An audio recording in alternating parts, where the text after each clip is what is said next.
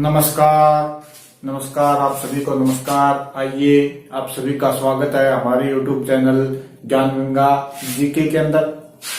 हम देख रहे थे आमेर का इतिहास। इसके अंदर हमने पिछली वीडियो के अंदर ईश्वरी सिंह पढ़ा था। राजमहल का युद्ध जीत जाता है ईश्वरी सिंह, बगरू का युद्ध हार जाता है, माधो सिंह जीत जाता है और माधो सिंह को आधा राज्य देना पड़ता है, 5 परगनी, और मराठों को युद्ध हर्जाना देना पड़ता है। इसके बाद मराठों ने इस लाठों होता है राजमहल विजय के बाद। इसके बाद मराठों ने जब उसे ज्यादा दबाव डाला तो वो आत्महत्या कर लेता है। इसके बाद में माधव सिंह 10 जनवरी 1751 को क्या करता है, मराठों का कत्लेआम करवाता है। इसके बाद में हमने क्या पढ़ा, इसके बाद में हमने माधव सिंह के बारे में पढ़ा। इसके बाद में हमने प्रताप सिंह के बारे में पढ़ा था। सवाई प्रताप सिंह की बहुत सारी बातें हैं। आज हम पढ़ते हैं सवाई प्रताप सिंह से आगे शासक बनता है जगत सिंह।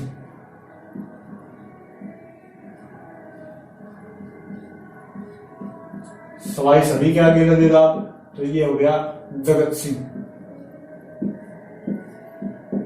इसका शासनकाल है 1803 से 1818। सवाई जगत सिंह शासनकाल है 1803 से 1818 तक। इसका एक नाम है, उपनाम बोला जाता है इसे बोला जाता है बदनाम राजा।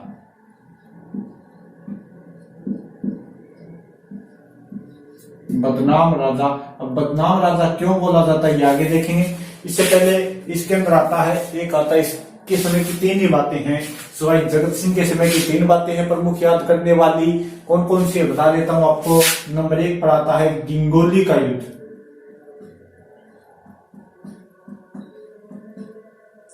गिंगोली का युद्ध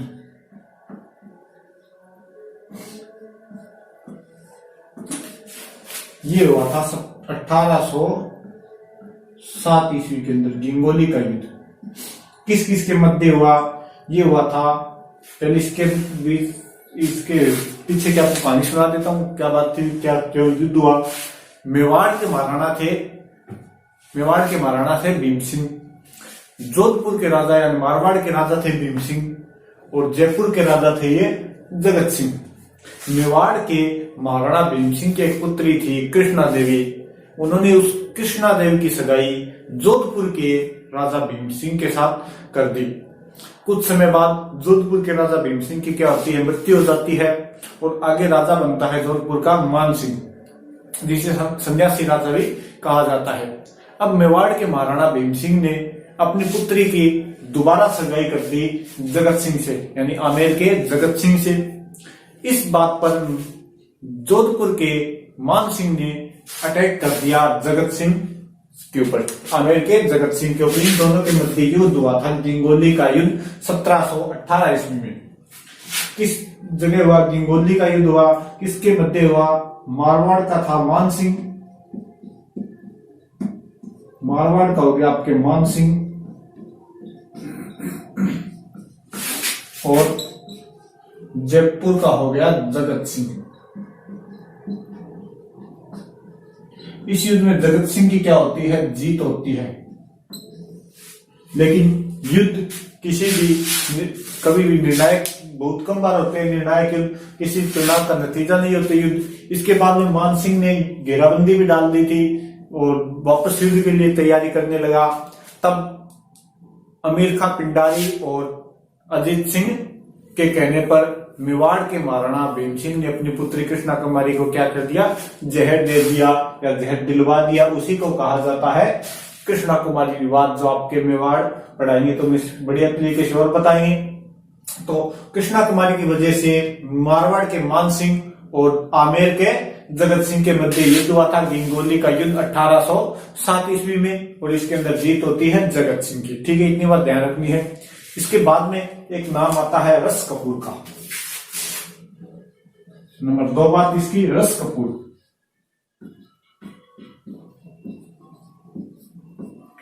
रस कपूर इसकी एक दासी थी, कोंकीबाई बोल सकते हैं, दासी। रस कपूर क्या थी, एक नृत्यांगना थी और जयपुर के अंदर एक नृत्यांगना थी, मुनीचंद खाने की आप नृत्यांगना बोल सकते हो। नृत्य कौन देखने जाएगा? पैसे वाले लोग।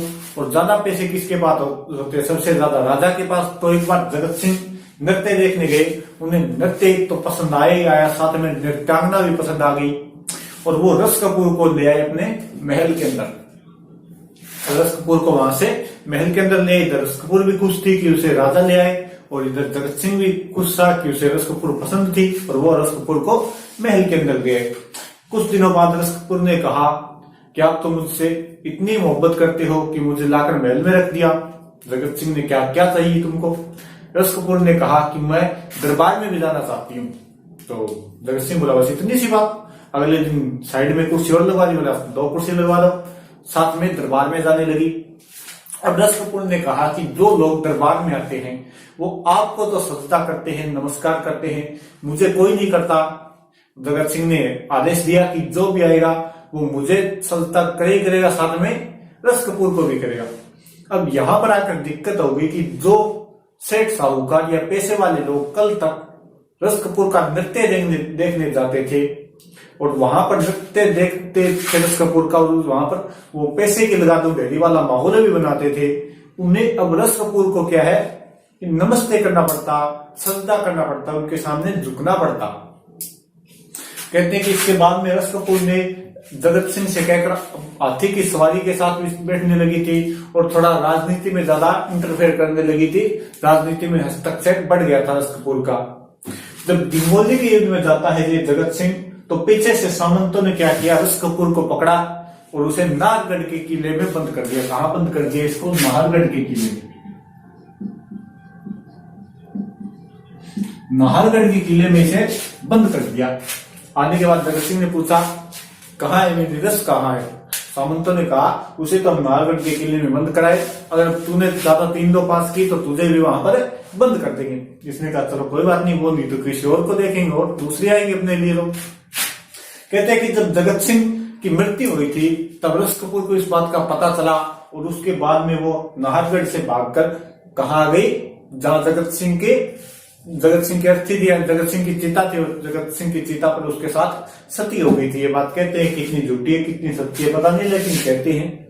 तो ध्यान रखना, जगत सिंह का एक तो गिंगोली का युद्ध, एक रस कपूर देखो इसके क्या है कि राजनीति में हस्तक्षेप करती थी, तो इसे बोला जाता है जयपुर की नूरजहां।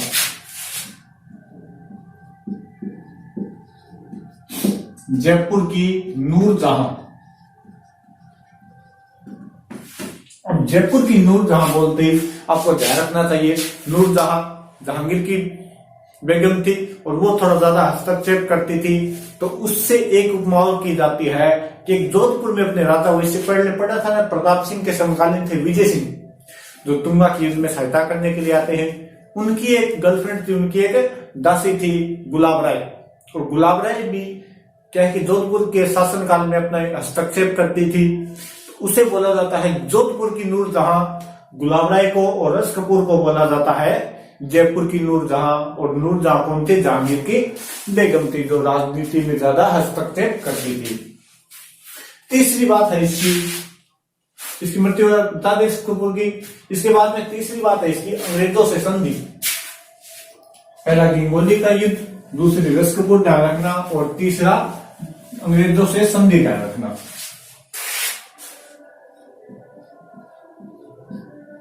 अंग्रेजों से संधि।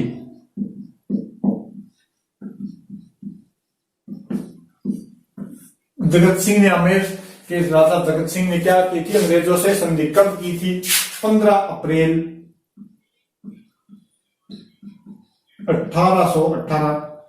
अपने राजस्थान वाली संधियां लगभग 1818-1817 में हो गई थी संधियां।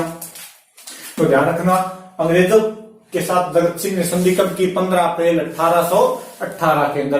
अंग्रेजों की तरफ से, अंग्रेजों का वायसराय तो था उसमें वॉरेन हेस्टिंग, लेकिन संधि कर रहा था चार्ल्स मेटकॉफ।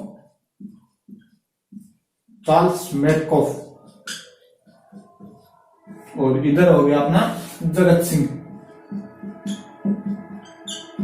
जयपुर का हो गया जगत सिंह, और इधर हो गया चार्ल्स मेटकॉफ। अब जब मैंने जयपुर के अंदर अंग्रेजों की संधि बताई तो आपके ध्यान में आना चाहिए कि पीछे और भी संधियां हुई है, यानी अंग्रेजों के साथ मेवाड़ की भी, मारवाड़ की भी, बीकानेर की, इन सभी की संधि हुई है, तो वो किसने की? तो ध्यान रखना, जयपुर में की जगत सिंह ने, मेवाड़ में करते हैं महाराणा भीम सिंह, जो भी मैंने बताए थे कृष्णा कुमारी वाले, वही भीम सिंह। मारवाड़ में आगे राजा बना था जिसे बोलते हैं सन्यासी राजा मान सिंह, तो मारवाड़ में करता है सन्यासी राजा मान सिंह अंग्रेजों से संधि। बीकानेर में सूर सिंह था, सिरोही में आपके शिव सिंह, कोटा के अंदर आपके आता है ये उम्मेद सिंह, और बूंदी के अंदर विष्णु सिंह, आपके ध्यान में होनी चाहिए। जयपुर में जगत सिंह, मेवाड़ में भीम सिंह, मारवाड़ में मान सिंह, बीकानेर में सूर सिंह, और सिरोही के अंदर शिव सिंह, कोटा के अंदर उम्मेद सिंह, और बूंदी में विष्णु सिंह, ये आपके राजा ध्यान में होने चाहिए। तो जगत सिंह की 3 बातें हैं। लिंगोली का युद्ध 1718 के अंदर मान सिंह और जगत सिंह के मध्य जगत सिंह क्या है, जीत जाता है। कृष्णा कुमारी विवाद वाला ध्यान रख लेना थोड़ा। फिर आगे आपकी रस कपूर, थोड़ी रस कपूर को ध्यान रख लेना, ये बात ध्यान रखना कि कहां बंद किया था, नाहरगढ़ किले के अंदर। इसके बाद में अंग्रेजों से संधि 15 अप्रैल 1818 को, ठीक है। इसके बाद में अंग्रेजों का इंटरफेयर थोड़ा ज्यादा बढ़ गया था। इसके बाद में एक शासक बनता है जय सिंह थर्ड, कुछ बातें कर लेते हैं उसके लिए।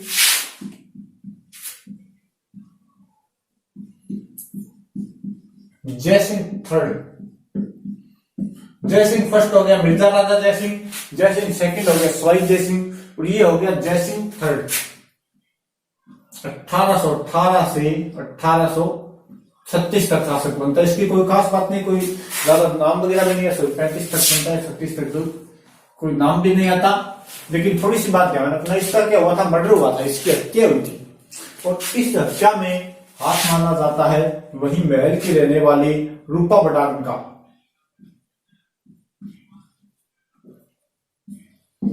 रूपा बडान का, ये रूपा बडान क्या थी कि महल के अंदर जो भी महिलाएं रहती थी उनके दास दासियों की प्रमुख थी, महिलाओं के दास दासियों की प्रमुख थी। तो रूपा बडान केस भी बोला जाता है इसे रूपा बडान केस ही बोला जाता है।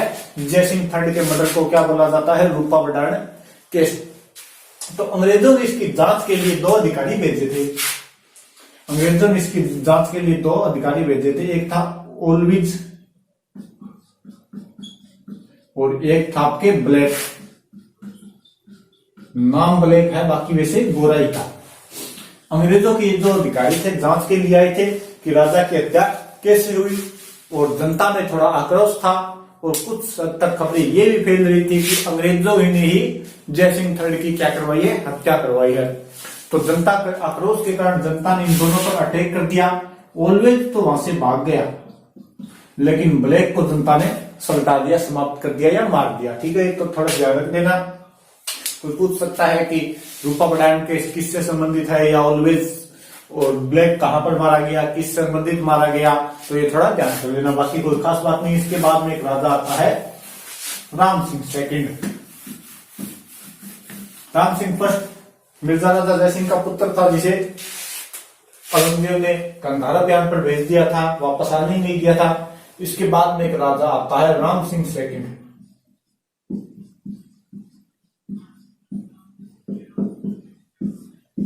यह है राम सिंह सेकंड।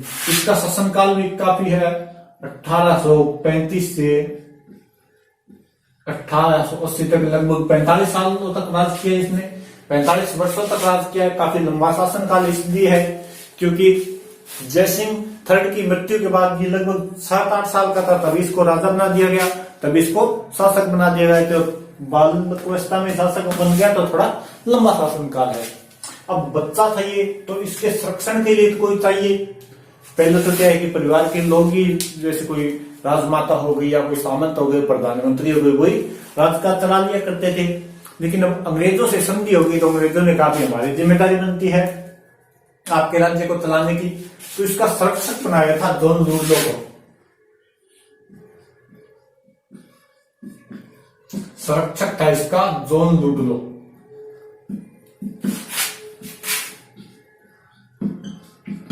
बहुत ही भला आदमी था।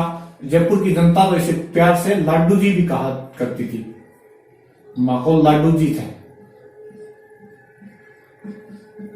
लुडलो बोला नहीं जाता होगा, तो नाम पड़ गया इसका लाडू जी। तो आपको फोटो भी दिखाऊंगा। जॉन लुडलो की। तो संरक्षक कौन किसे बनाया गया? जॉन लुडलो को। बहुत ज्यादा भला आदमी था, बहुत ज्यादा सामाजिक सुधार करवाए थे इसने। तो जॉन लुडलो ने किसका संरक्षक था? राम सिंह सेकंड का। राजा कौन है? राम सिंह सेकंड। और संरक्षक कौन है? John Ludlow. तो इसने सती प्रथा पर कानून बनाया, समाधि प्रथा पर रोक लगाई,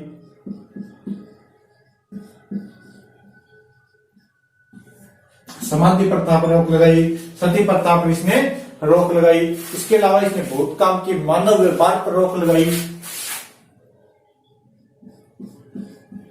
ह्यूमन तस्करी, ह्यूमन ट्रांसपोर्ट के ऊपर रोक लगाई, मानव व्यापार, और इसने कन्यावध पर रोक लगाई। कन्यावध पर रोक लगाई। ये है जॉन लुडलो के कार्य। जॉन लुडलो किसके समय में हुए? तो राम सिंह सेकंड। किसने करवाए? तो जॉन लुडलो ने। वाकायदा इसने कानून बनाए थे। सवाई जय सिंह ने अपने राज्य में क्या सती प्रथा, समाधि प्रथा, इन सब पर क्या थोड़ी रोक लगा दी थी, तो उसके बाद कम हो गए थे जयपुर में। लेकिन जॉन लुडलो ने वाकायदा कानून बना दिया, कानूनों के कोई उल्लंघन करेगा तो उसे सजा भी मिलती थी। और वैसे देखें तो लगभग तो बंद हो गए, लेकिन थोड़ा कन्यावध वाला अभी भी थोड़ा बहुत चल रहा है। धीरे धीरे जैसे बुद्धि का विकास होगा ये भी बंद हो जाएगा, तो थोड़ा ध्यान रखना। जॉन लुडलो सती प्रथा, समाधि प्रथा पर रोक लगाई, मानव व्यापार पर रोक लगाई। भी कोई दास नहीं बना सकता, क्या कि पहले खरीद लेते थे और वहां पर ले जाकर दास बनाते थे, तो वो भी बंद कर दिया। और कन्यावध पर भी रोक लगा दी थी। ठीक है, ये ध्यान रखना थोड़ा। इसके बाद में इस राम सिंह सेकंड का थोड़ा कार्य बहुत ज्यादा है, इन्होंने बहुत ज्यादा कार्य करवाए थे। तो उसके अंदर एक नाम आता है आपके अल्बर्ट हॉल का। Albert hall.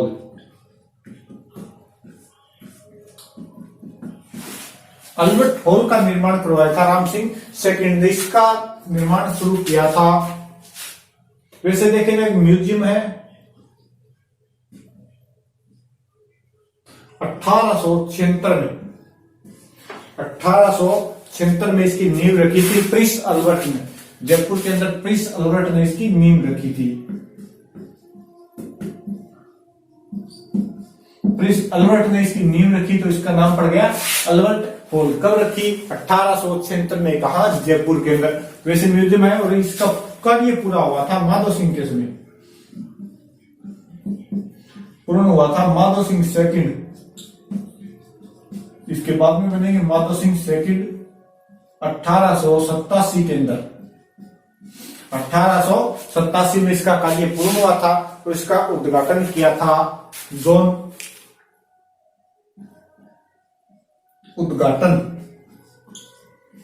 ये किया था एडवर्ड ब्रेडफोर्ड ने।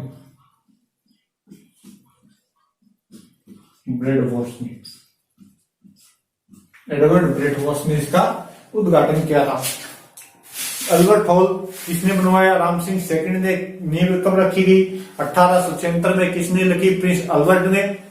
पूर्ण किया था माधव सिंह सेकंड के समय 1887 में, और उद्घाटन किया था अल्बर्ट ब्रेडफोर्ड ने। तो इसका ध्यान रखना है, वास्तुकार, इसका इंजीनियर ध्यान रखना है, इसका वास्तुकार।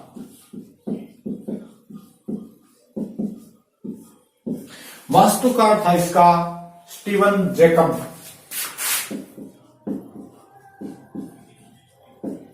स्टीवन जैकब था इसका वास्तुकार। इस बंदे की एक बात ध्यान रखना, स्टीवन जैकब को क्या कुत्तों का बहुत ज्यादा शौक था। कुत्ते रखने का, पेट लवर होते हैं, वैसे ही कुत्ते रखने का इसे बहुत ज्यादा शौक था। तो राजस्थान के अंदर अगर किसी बंदे ने पहली बार लिखवाया था घर के सामने कि कुत्तों से सावधान, तो वो था आपका स्टीवन जैकब। इसी बात से जाना जाएगा स्टीवन जैकब अल्बर्ट हॉल का क्या है? वास्तुकार है। और कुत्तों से सावधान वाला वर्ड पहले समय में इसने ही लिखवाया था सबसे पहले। उसके बाद में राम सिंह सेकंड के कार्य देखते हैं। इसके समय ब्लू पोट्री मानसिंह लाया था लाहौर से। बर्तनों के ऊपर, चीनी मिट्टी के बर्तनों के ऊपर नीले रंग से कारीगरी करना ब्लू पोट्री हो गई आपकी। वो इसके समय बहुत ज्यादा प्रसिद्ध हुई थी, यानी ब्लू पोट्री का स्वर्णकाल भी बोल सकते हैं। बाकी तो हैंडक्राफ्ट में पढ़ेंगे उसे। ब्लू पोट्री, तो ब्लू पोट्री का स्वर्णकाल किसके समय पूछ ले तो ये है मानसिंह सेकंड के समय। चीनी मिट्टी के बर्तनों के ऊपर नीले रंग की कारीगरी करना क्या है, ब्लू पोट्री है। इसका प्रमुख कलाकार भी करेंगे आपको बाद में थे कृपाल सिंह शेखावत, जिन्होंने अलग अलग रंगों का प्रयोग किया था, 25 रंगों का प्रयोग किया था। तो बहुत ज्यादा बात यहाँ पर नहीं करेंगे, बहुत ज्यादा हैंडीक्राफ्ट में बात करेंगे, वहां पर कला के अंदर बात करेंगे, स्थापत्य कला के अंदर। इसके बाद में इसका एक आता है कि इसमें ब्लू पोट्री यानी नीले रंग से, एक इसने जयपुर को गुलाबी रंग से रंगवाया था। जयपुर में गुलाबी रंग।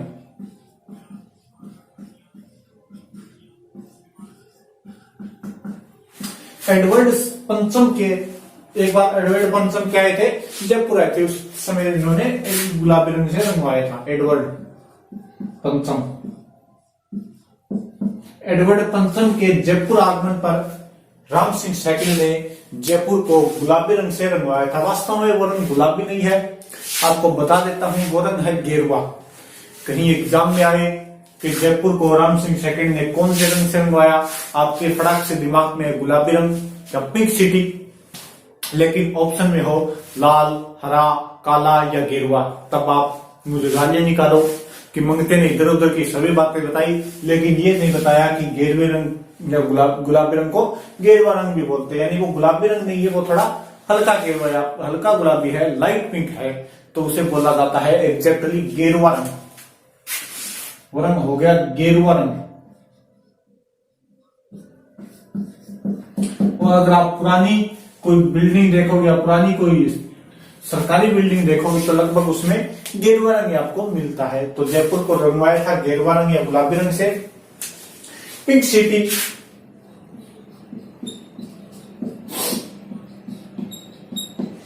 पिंक सिटी का नाम का अगर सबसे पहले जिक्र किया था तो वो किया था स्टैनले रीड ने, अपनी पुस्तक की उसके अंदर किया था स्टैनले रीड ने। उसने देखकर कहा था व्हाट इज पिंक सिटी, तो ये नाम हो गया पिंक सिटी, गुलाबी रंग। वास्तव में ध्यान रखना वो है रंग गेरुआ रंग है। इसके बाद में इसने शिक्षा के ऊपर बहुत ज्यादा कार्य किया था। राम सिंह सेकंड ने शिक्षा के ऊपर बहुत ज्यादा कार्य किया था। ब्लू पोट्री का स्वर्णकाल और जयपुर को गुलाबी रंग करवाया था। इसके बाद में देखो इसने बहुत कार्य करवाया, स्कूल, कॉलेज, बाग, चिड़ियाघर, बांध वगैरह बहुत कार्य करवाए। इसमें सबसे ज्यादा कार्य देखें तो वो इसी राजा ने करवाए होंगे। इसके बाद में इसने शिक्षा पर कौन कौन से कार्य किए, शिक्षा की देखे तो इसने मदरसा ए हुनरी बनवाई थी। मदरसा ए हुनरी, मदरसा ए हुनरी अरबी का शब्द है। मदरसा ए हुनरी आपको नाम से पता चल रहा होगा, ये क्या है कि कला के विकास के लिए बनवाई गई थी। कला विकास के लिए, कला के विकास के लिए, कला को प्रोत्साहन देने के लिए राम सिंह सेकंड ने मदरसा ए हुनरी कब बनवाई, 1857 के अंदर मदरसा ए हुनरी बनवाई गई थी। वर्तमान में इसका नाम है Rajasthan school of, Rajasthan school of, आपको फोटो भी दिखाऊंगा इसकी, school of art and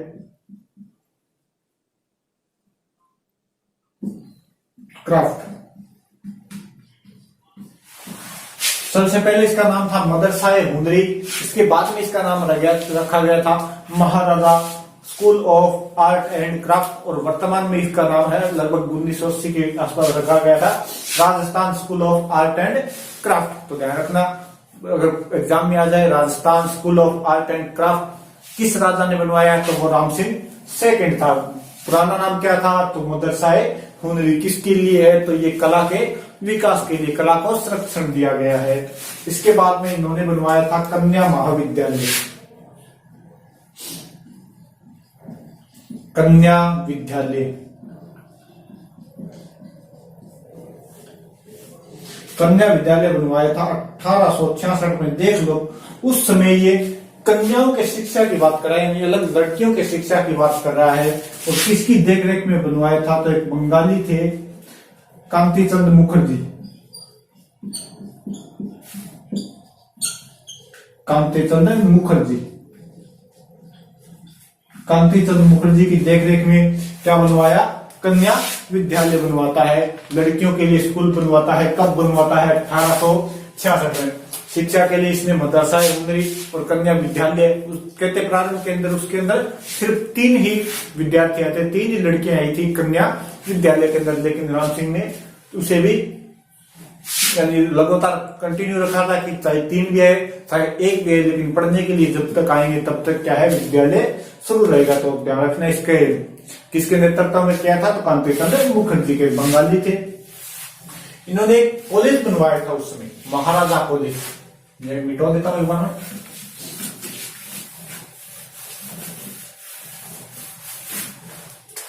Maharaja college वर्तमान में भी चल रहा है, महाराजा कॉलेज। महाराजा कॉलेज बनवाया था, जयपुर के अंदर ही है ये। और इसी के सामने बाद में बनवाया गया था महारानी कॉलेज, लड़कियों के लिए, महारानी कॉलेज। ये गर्ल्स के लिए है। महाराजा कॉलेज राम सिंह सेकंड ने बनवाया था। और प्रारंभ में तो ये क्या है, थोड़ा संस्कृत के लिए बनवाया, संस्कृत कॉलेज भी बनवाया। बाद में इसके अंदर अलग अलग विषय के बन गए थे, साइंस का हो गया, आर्ट का हो गया, संस्कृत का हो गया, ऐसे अलग अलग विषय के भी कॉलेज बनाए गए थे। तो ध्यान रखना, जैसे यानी ये क्या है, महाराजा कॉलेज के सामने बिल्कुल है महारानी कॉलेज, जहां वहां पर जब भी बस रुकती है, कॉलेज के बच्चे आते हैं तो कनेक्टर आवाज लगाता है, महाराजा महारानी, महाराजा महारानी उतरिए। तो उन बच्चों में फीलिंग तो आती होगी कि हम महाराजा महारानी वाली थोड़ी फीलिंग तो आती है। तो ध्यान रखना, महाराजा कॉलेज राम सिंह सेकंड ने और महारानी कॉलेज उसके जस्ट सामने है। इसने संस्कृत कॉलेज भी बनवाया था, अपनी भाषा से प्रेम था। संस्कृत कॉलेज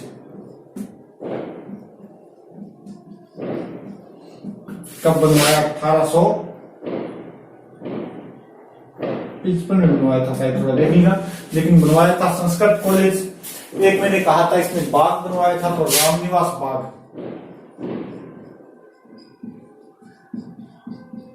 रामनिवास बाग बनवाया।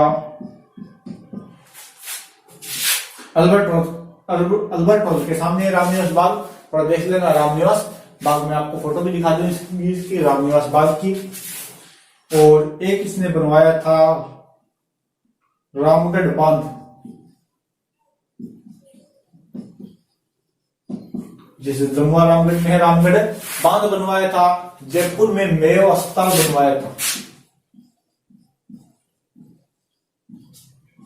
जयपुर में मेयो अस्पताल।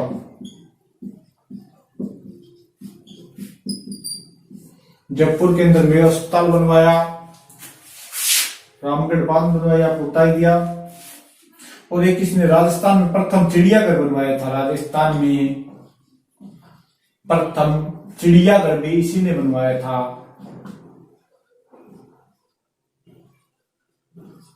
राजस्थान में प्रथम चिड़ियाघर हो गया। और स्वामी दयानंद सरस्वती राम सिंह सेकंड के समय 3 बार जयपुर में आए थे। आपको यहाँ पर लिख देता हूं, स्वामी दयानंद सरस्वती 3 बार जयपुर आए थे। इसी के शासनकाल में 3 बार जयपुर आए थे, 1865 में, 1866 में और 1876 में। 1865, 66 और 76 में 3 बार जयपुर आए थे। और इसने क्या बनवाया, इसके बारे में देखें तो एक क्या है कि इसने अस्पताल भी बनवाया था, जयपुर में मेयो अस्पताल। और ये अजमेर के अंदर मेयो कॉलेज भी इसने बनवाया था, इसकी स्थापना करवाई थी। एक बात ध्यान रखना, देखिए शासनकाल के बीच में देखिए 1857 की क्रांति यानी इसी राजा के समय हुई थी। तो 1857 की क्रांति के समय जयपुर का राजा था। 1857 की क्रांति के समय क्या था, जयपुर का राजा।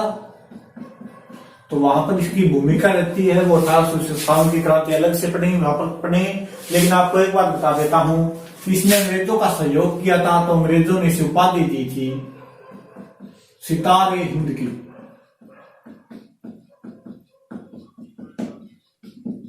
सितार ए हिंद की उपाधि दी थी अंग्रेजों ने किसे, राम सिंह सेकंड को। तो राम सिंह सेकंड को युद्ध वगैरह नहीं आता इसके समय, लेकिन इसके समय सांस्कृतिक उपलब्धियां, शिक्षा आदि में क्या है बहुत ज्यादा महारत हासिल की थी। इस शासक ने बहुत ज्यादा सामाजिक सुधार किए थे, तो इसलिए जयपुर का समाज सुधारक भी कहा जाता है। ये बात थोड़ा ध्यान रखना। तो इसमें क्या क्या बनवाए पहले मैं आपको बता देता हूँ। जयपुर में डाक सेवा भी इसने प्रारंभ की थी। वैसे प्रमुख रूप से अगर देखें सुचारू रूप से तो 1904 के अंदर शुरू करता है माधव सिंह, लेकिन इसने प्रारंभ कर दी थी। एक इसने जयपुर से दिल्ली के मध्य रेल लाइन भी बनवाई थी। इसी के समय बनाई गई दिल्ली जयपुर के मध्य रेल लाइन बनाई गई थी। और इसने 1857 क्रांति के समय था रामपुर। और एक इसने बनवाया था थिएटर सिनेमा हॉल। ये बातें इसकी ध्यान रखना। राम सिंह सेकंड की काफी बातें हैं। इसके बाद में शासक बनता है माधव सिंह सेकंड। इसके बाद में राजा कौन बनता है, माधव सिंह सेकंड। ये सेकंड है। फर्स्ट वो ईश्वरी सिंह का भाई वो आ गया था, माधव सिंह सेकंड। ये राजा बनता है। उसकी मृत्यु के बाद राम सिंह सेकंड के बाद 1880 से 1922 तक इसका भी शासनकाल काफी है। लगभग अंग्रेजों से संधि के बाद राजाओं का शासनकाल बढ़ ही गया था, क्योंकि ज्यादा युद्ध होते नहीं थे। इधर भी अंग्रेज थे, उधर भी अंग्रेज थे, तो युद्ध वगैरह वो आपस में क्या समझौता करवा देते। तो कोई ज्यादा युद्ध ना होने की वजह से इनका थोड़ा शासनकाल भी बढ़ गया। या तो राजा युद्ध में मारे जाते या किसी षड्यंत्र में मारे जाते, लेकिन वो संभावना यहाँ पर समाप्त। माधव सिंह सेकंड आपके सामने फोटो है माधव सिंह सेकंड की। बहुत यानी इसका रंग बहुत काला था, काला कोजा भूंडा, बड़ी बड़ी आंखें।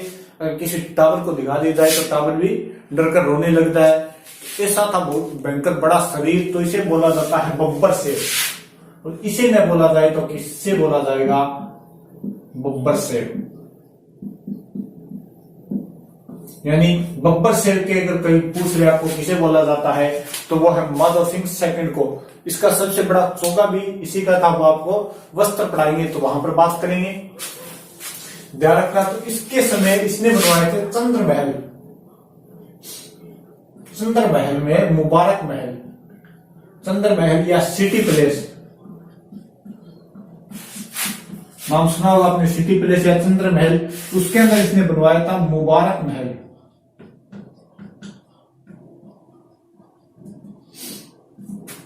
ये मुबारक महल बनवाया था इसने। चंद्र महल के अंदर क्या बनवाया था, मुबारक महल बनवाया। और इसने क्या किया था, और इसकी 9 पासवान रानियां थी। 9 रानियों के लिए एक जैसे महल बनवाए थे। कहा, नाहरगढ़ किले के अंदर। यानी 9 रानियों के लिए नाहरगढ़ में एक जैसे महल, एक जैसे 9 महल बनवाए थे। कह दिया होगा रानियों की, यानी कि औरतों की खास बात होती है। तो रानियों ने कह दिया था इसका ज्यादा चौका, इसका ज्यादा चौका। उसने कहा रुको, सबके लिए एक जैसे बनवा दे। 9 के 9 महल, 9 पासवान रानियों के लिए 9 महल बनवा दिए थे, वो भी एक जैसे महल। इसके बाद में आता है इसने बीएचयू की स्थापना के लिए बनारस विश्वविद्यालय उसकी स्थापना के लिए 5 लाख का चंदा दिया था। बीएचयू की स्थापना के लिए 5 लाख का चंदा दिया था मदन मोहन मालवीय को। 5 लाख का क्या दिया था, चंदा दिया था या सहयोग दिया था। ये भी आप ध्यान रख सकते हैं। इसके बाद में इसके माधव सिंह सेकंड के जो खास बात है तो वो है लंदन यात्रा। इनकी खास बात है लंदन यात्रा। माधव सिंह सेकंड की खास बात अगर देखें तो वो आएगी आपके लंदन यात्रा।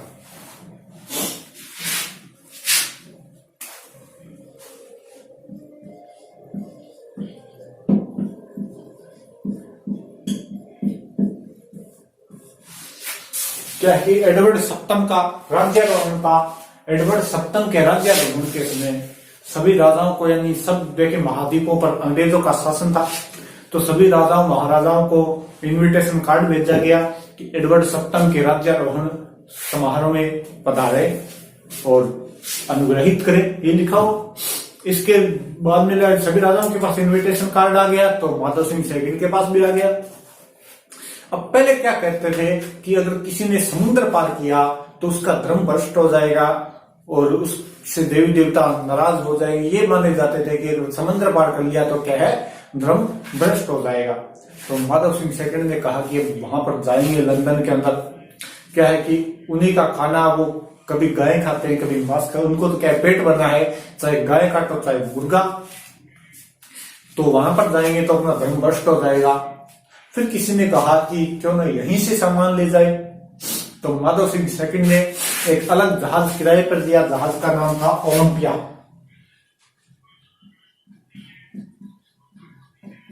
ओलंपिया नाम का जहाज, जलयान होते थे उसमें, ओलंपिया नाम का जहाज किराए पर लिया। उसे शुद्ध गंगा जल से धुलवाया, यानी गंगा जल से शुद्ध तो हो गए क्या, तो गंगा जल से उसे साफ धुलवाया। उसके अंदर दो बड़े बड़े आपने क्या चांदी के पात्र बनवाए थे, जो वर्तमान में कहा है सिटी पैलेस के अंदर किए गए हैं। चांदी के पात्र जो आप देख रहे हैं अपनी स्क्रीन पर, दो चांदी के पात्र बनवाए थे और दोनों चांदी के पात्रों का वजन था लगभग 680 किलो बताया जाता है, यानी 7 क्विंटल के 700 किलो के आसपास उनका वजन था। 7 क्विंटल के आसपास पानी ले जाने के लिए बड़े बड़े बर्तन बनवाए दो चांदी के, और उनके अंदर गंगा जल भरा और जहाज के अंदर बाकायदा यानी गंगा जल हो गया। और अपने खाने पीने का सामान भी यहीं से लिया था। बहुत ज्यादा भूखड़ता आदमी था, यानी 2 किलो जलेबी और 5 किलो दूध का तो सवेरे नाश्ता किया करता था। आपको बता दिया लंबा चौड़ा कद भी था। तो आटा हो गया और सब्जियां हो गई, ड्राई फ्रूट सब इसने तो काफी दिनों तक चल सके, उससे जहाज भर लिया। अब वहां पर बोले कि दूध पियेंगे तो किसका पियेंगे, बोले गाय का, तो गाय भी साथ में ले ली। बाकायदा मिट्टी भी यहीं से लेकर गया था कि अगर हाथ भी धोए तो अपनी मिट्टी से हाथ धोएंगे।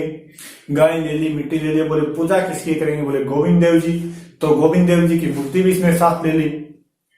तो ध्यान रखना, गंगा, गाय और गोविंद देव जी को लंदन की यात्रा अगर कोई करा कर लाया था तो वो था माधव सिंह सेकंड। तीनों को यानी भारत के अंदर अगर देखें तो सबसे ज्यादा पूजनीय गाय, गंगा और गोविंद देव जी है। इन तीनों को लंदन की यात्रा कराकर कौन लाया था, तो माधव सिंह सेकंड लाया था। महात्मा गांधी बकरी का दूध पिया करते थे, तो वो गोलमेज सम्मेलन में गए तो बकरी साथ में लेकर गए थे और माधव सिंह सेकंड गाय साथ में लेकर गया था। ये बात थोड़ी ध्यान रख लेना। तो कहते हैं जब लंदन यानी इसका जहाज अलग हो गया, ओलंपिया नाम का जहाज था, लंदन में जब ये पहुंचा तो आगे आगे गोविंद देव जी की पालकी चल रही थी, उसके पीछे माधव सिंह सेकंड और उसके पीछे उसके सैनिक चल रहे थे। तो लंदन की सड़कों पर ऐसे लग रहा था कि वास्तविक राजा गोविंद देव जी है, और वैसे मानते भी जयपुर वाले अपना राजा गोविंद देव जी को ही है। तो वास्तविक राजा गोविंद देव जी है और उसके पीछे पीछे उसकी जनता चल रही थी। यानी बहुत बढ़िया दृश्य देखने को वहां पर बना था। और लंदन की जनता ने भी देखा कि माधव सिंह जी से ऐसे भी कोई मिनक होते हैं जो अपने राजा यानी अपने ईश्वर को भी अपने आगे रखते हैं, अपने से आगे का दर्जा देते हैं, अपने से ऊंचा दर्जा देते हैं। तो बहुत ही ज्यादा शानदार झांकी निकली होगी वहां पर। और क्या है, माधव सिंह सेकंड वहां पर समारोह के अंदर गया तो अंग्रेज वहां पर समारोह के अंदर बैठे थे, अंग्रेज सामने लाकर रख दे बिस्लेरी की बोतल। तो माधव सिंह सेकंड अपने आदमी से कहता है कि नहीं, ये टावो अपने वाले पात्र में से अपने वाले बर्तन में लेकर आओ। तो अंग्रेजों ने पूछ लिया ये शकल और ये क्या ड्रामा इसका। तो किसी अपने वाले ने कान भर दिया होगा कि ये आपको छुआछूत, आपसे छुआछूत कर रहा है, आपको अछूत मान रहा है, मलित समझता है, आपको विधर्मी समझता है, इसलिए आपका खाना नहीं खा रहा, आपका पानी नहीं पी रहा और आपको क्या है तुच्छ समझता है। ये बात करते करते धीरे धीरे उनकी रानी तक पहुंच गई। रानी ने कहा ऐसी बात है तो बुलाओ माधव सिंह को। भी माधव सिंह को बुलाया गया। रानी ने कहा कि क्या माधव सिंह जी आप हमें अछूत समझते हो, मलित समझते हो, आप हमारा खाना नहीं खा रहे। अब माधव सिंह ने कहा इससे कहां से पता चल गया। माधव सिंह ने कहा नहीं महारानी साहब ऐसी तो कोई बात नहीं है, लेकिन हमारे यहाँ क्या रिवाज है। रानी ने पूछा कैसी रिवाज। बोले कि हमारे जब भी बेटी के घर जाते हैं तो उसका पानी नहीं पीते, और आप तो मेरे लिए बेटी समान हो, तो मैं आपके घर का पानी कैसे पी सकता हूँ, इसीलिए मैं अपने साथ लेकर आया। तो खाना खाने के बाद तो बहुत ज्यादा दूर रही, और रानी वहां से यानी माधव सिंह सेकंड से खुश हुई, क्योंकि वहां पर ऐसे कोई रिश्ते नाते भी नहीं बनाता। अपने यहाँ पर ज्यादा चलते हैं, धर्म बहन हो गई, धर्म भाई हो गया, धर्म के सभी बना लेते हैं, तो ये ज्यादा अपने यहीं पर चलते हैं, वहां पर नहीं चलते। तो रानी बहुत ज्यादा खुश हुई और माधव सिंह सेकंड से काफी इंप्रेस भी हुई थी। तो इसलिए बात ध्यान रखना थोड़ी। माधव सिंह सेकंड ये चांदी के 2 बर्तन बनवाए थे माधव सिंह सेकंड ने, जो आपके सिटी पैलेस के अंदर वर्तमान में रखे गए थे। तो ये लंदन यात्रा आपकी ध्यान रखना, ओलंपिया नाम का जहाज था। इसके बाद में और एक ने आपको बताई दिया था, अल्बर्ट कॉल का कार्य पूर्ण हुआ था 1887 में, वो इन्हीं के समय हुआ था। इसके बाद में राजा आते हैं आपके मान सिंह सेकंड, लास्ट राजा, या मैं यूं कहूं कि आजादी के समय राजा तो ज्यादा बेहतर रहेगा।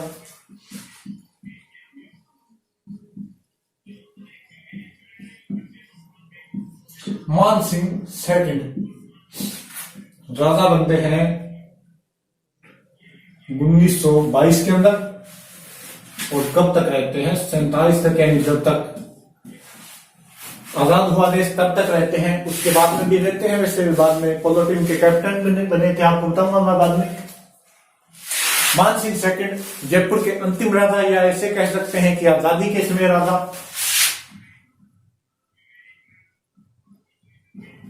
आजादी के समय राजा, आजादी के समय राजा हुए, या अंतिम राजा भी इसे बोल सकते हैं, अंतिम शासक।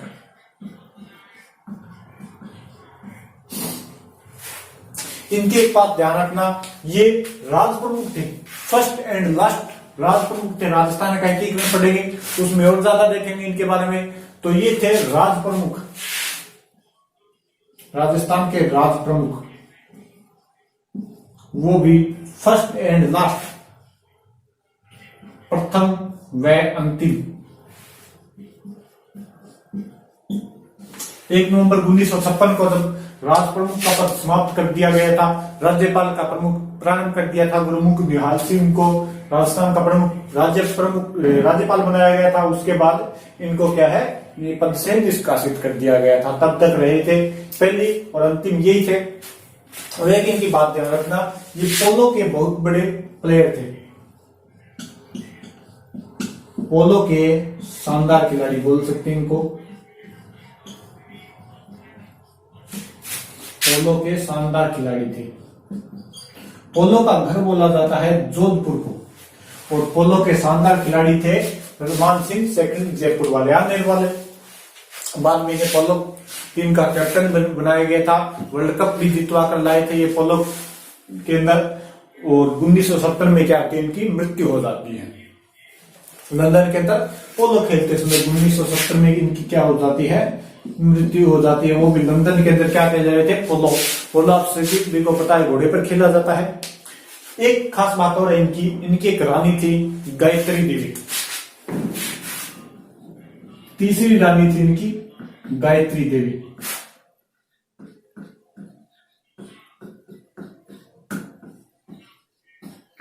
गायत्री देवी कूच बिहार बंगाल की रियासत की राजकुमारी थी। गायत्री देवी इनकी रानी थी।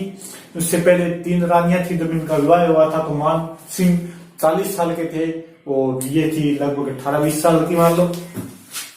तब इनका लंदन के अंदर इनका वेस्ट के अंदर लव एट फर्स्ट साइड वो हुआ था, और गायत्री देवी ने अपने घुटनों के बल पर बैठकर क्या है, मान सिंह को प्रपोज किया था।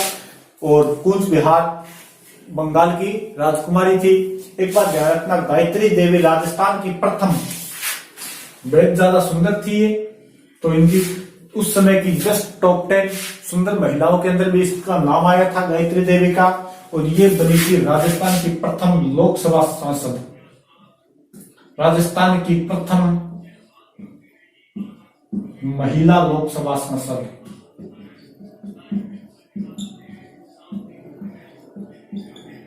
महिला लोकसभा सांसद। और लोकसभा सांसद तो क्या, ये काफी समय तक जब इसने 1962 के अंदर चुनाव लड़ा था पहली बार, तब से लेकर काफी समय तक तो इसका रिकॉर्ड रहा था कि सबसे ज्यादा वोटों से जीतने वाली सांसद के रूप में इनका रिकॉर्ड भी रहा था, वो काफी समय तक रहा था।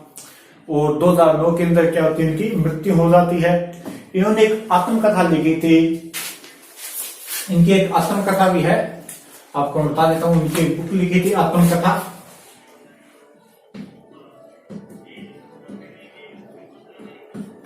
राजस्थान की प्रथम महिला जिन्होंने आत्मकथा लिखी थी, राजकुमारी, उनकी आत्मकथा का नाम है राजकुमारी की यादें। राजस्थान की प्रथम महिला है जिन्होंने आत्मकथा लिखी थी, और 2009 में इनकी मृत्यु हो जाती है। इनके बाद मान सिंह का पुत्र बाद में आता है भवानी सिंह। खैर राजा तो नहीं बनता क्योंकि उस बाद में राजतंत्र समाप्त हो गया था, लेकिन भवानी सिंह की 2 बातें याद रखना। भवानी, आपको थोड़ा लिखता देता हूं। भवानी सिंह, इसने बांग्लादेश विभाजन के अंदर में योगदान दिया था, सहयोग किया था, तो इसे ब्रिगेडियर की उपाधि दी गई थी 1970 के अंदर, और महावीर चक्र से सम्मानित किया गया था। भवानी सिंह ने क्या है, जयपुर के अंदर हाथियों के ऊपर खेला जाने वाला पोलो, भाई काम तो कठिन था, हाथियों के ऊपर कैसे पोलो खेले, लेकिन हाथियों का पोलो प्रारंभ किया था भवानी सिंह ने जयपुर के अंदर, और बांग्लादेश विभाजन के अंदर सहयोग किया। इस कारण से ब्रिगेडियर की उपाधि दी गई और 1970 में महावीर चक्र से सम्मानित किया गया था। ये हो गया आपका जयपुर का इतिहास, आमेर का इतिहास, या कछवाहा वंश का इतिहास बोल सकते हैं, कंप्लीट हो गया। इसके बाद में किस वंश का इतिहास शुरू करना है वो आप कमेंट कर दीजिए। मेवाड़ का करना है, मारवाड़ का करना है, या बीकानेर का करना है। पहले बड़े बड़े इतिहास पूरे कर लेते हैं, बाद में देखेंगे छोटे रियासतों को। तो आपका पूरा हो गया है जयपुर का इतिहास। अगर कुछ रह गया हो तो कमेंट कर देना, दोबारा करवा देंगे। और वीडियो कैसी लगी, इतिहास कैसा लगा, क्या चीज समझ में आई क्या नहीं है, इसके लिए भी कमेंट कर देना, और थोड़ा शेयर कर देना, चैनल को सब्सक्राइब कर लेना। Okay, thank you, bye.